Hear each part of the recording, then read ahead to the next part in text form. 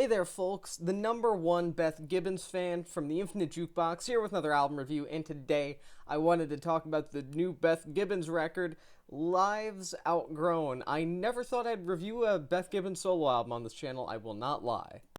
Look, I don't think it's totally out of line to say that Beth Gibbons has this sort of mysterious aura around her just as an artist, which I think is kind of weird because there's no real reason that she should. I mean, she's not some sort of over-the-top recluse who's seen like once every 50,000 years like Jandek, and she's also not some sort of character or individual hiding behind some sort of persona a la The Residents. She's just Beth Gibbons. She's just her. She's a person.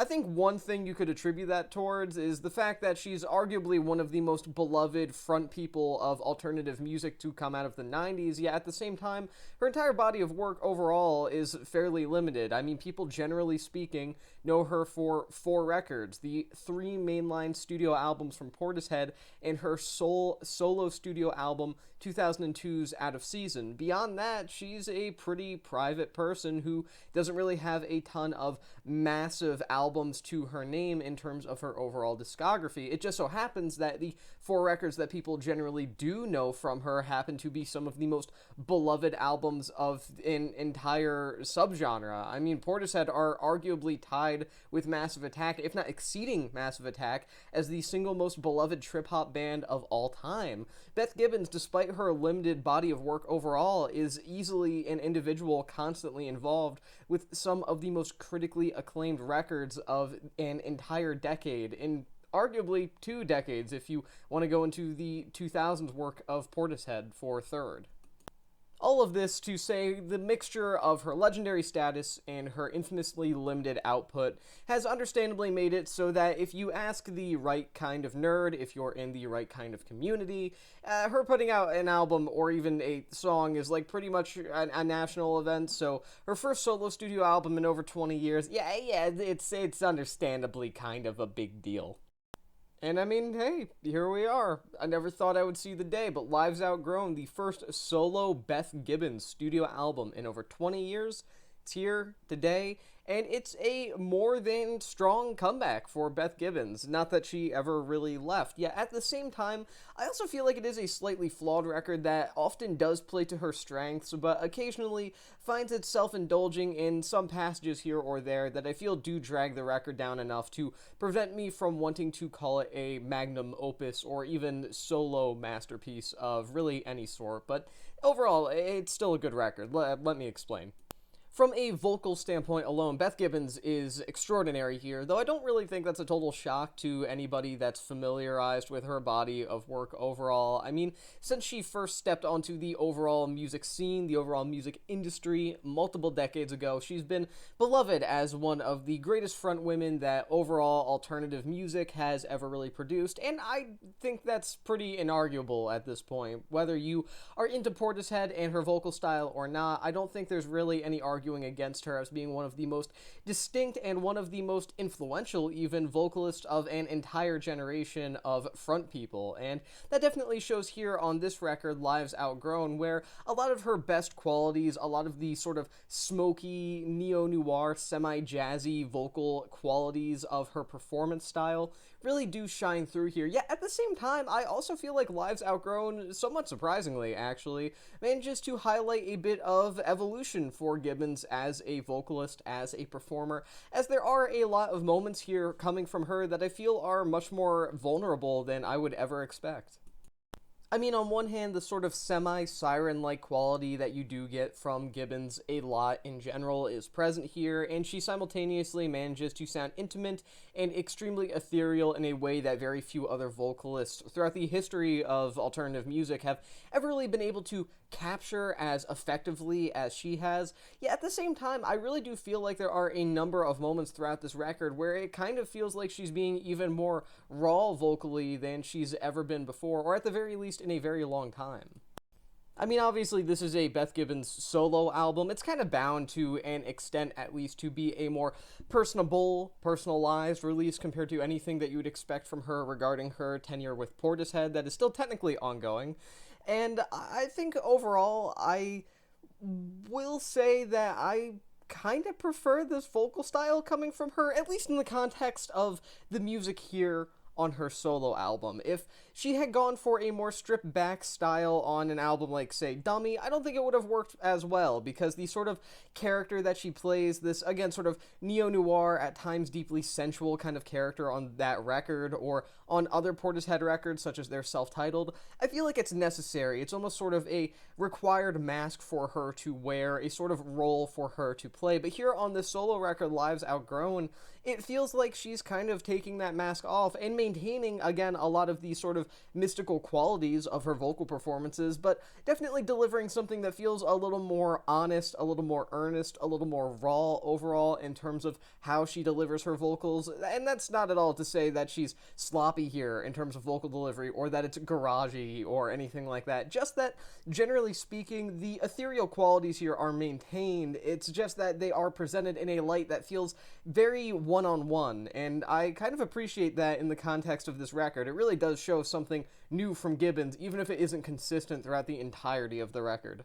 And from an instrumental standpoint, this record's pretty strong too, overall. I do have a couple of qualms with it, but I'll get to those later. I especially like some of the more high energy and lush moments here on this album. One of the album highlights for me being the track Reaching Out, with some amazing sort of brass and string influences that appropriately fit Gibbons' sort of orchestral affiliations that she's had at various points over the course of her career. And I think ultimately they provide some really high energy peaks throughout the record that I deeply enjoy, and a lot of that can also be attributed to the production as well, with Gibbons as well as producer James Ford delivering some great behind-the-scenes work here. Ford being a pretty underrated individual overall, working with everyone from Carly Rae Jepsen and Jessie Ware to the Arctic Monkeys and Florence and the Machine, among other various other amazing mainstream artists right now. I actually am shocked that I have not been familiarized with his work up to this point until I listened to this record, but I digress. The production here, pretty phenomenal overall. It captures the kind of nocturnal sound that Gibbons is often associated with, but it also manages to kind of lean into the atmospherics that, generally speaking, tend to benefit Gibbons' vocals, as well as a lot of the very poetic and, at times, deeply personal songwriting that she delivers here, which I should mention is excellent as well. Songwriting and the manner in which she is capable of delivering certain lyrics is honestly a pretty underestimated quality of Gibbons' overall repertoire as a performer. I don't think it's necessarily something that's super heavily discussed within the realm of her best qualities as an artist, and that's because it's technically not, but generally speaking, I still do think that her songwriting here on this record, Lives Outgrown, is excellent. Maybe even some of the best songwriting that we've ever seen from her on tracks like Floating on a Moment, for example, as well as Beyond the Sun, being some of the most existential and honest and kind of heartfelt tracks that we've ever really gotten from Gibbons overall. Again, being someone who has in the past at various points on some of Portishead's most iconic songs kind of taken up this sort of cinematic role, it's very interesting to hear her in a different musical context provide some songwriting that feels, again, much more personalized for her own feelings, and I think it makes for a pretty interesting record in that regard, even if there are a couple of times here or there where I feel like the certain tracks just lyrically don't really stick with me all that much. My main issue with this record comes in the manner in which it tends to sort of lean into some of the more atmospheric influences here, and that's going to sound kind of oxymoronic considering I've pretty consistently praised the atmosphere throughout this record, but it's one thing when I'm talking about the overall sonic landscape of this album. I think this album is produced beautifully. I think this album has a very consistent atmosphere. It swells in the right places. It's dialed back in the right places, but specifically I mean that when I'm talking about how it interplays with Gibbons' vocal work, with her songwriting, and overall, I kind of feel like some of the semi-instrumental or just instrumental, atmospheric, ambient, whatever you want to call them, portions of this record, they just don't really hit as hard as I would maybe like them to.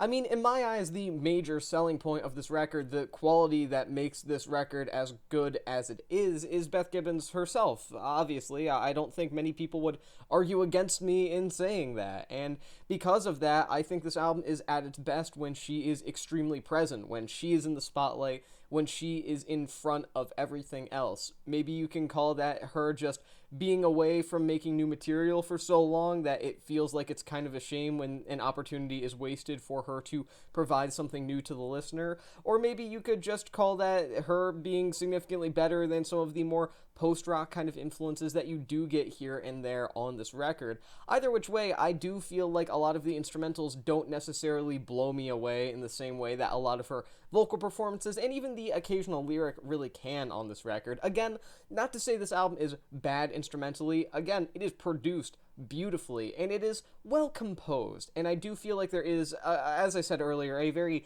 orchestral feel to a lot of the tracks here.